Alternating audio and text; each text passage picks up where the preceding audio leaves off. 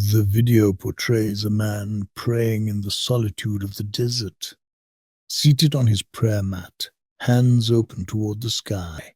He immerses himself in deep devotion. Through rhythmic prayers, he enters a trance-like state, momentarily freeing himself from thoughts and feeling a sense of unity with his surroundings.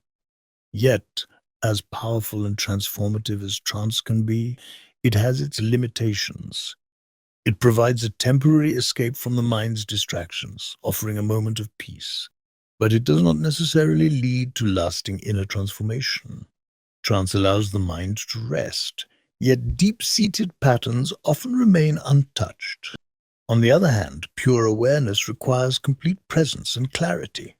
Instead of escaping into altered states, this practice demands direct engagement with one's emotions and thoughts, allowing for deeper self-understanding and long-term growth.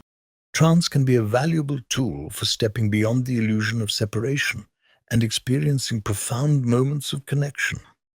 But true transformation arises through conscious awareness, the willingness to fully face oneself without avoidance or distraction.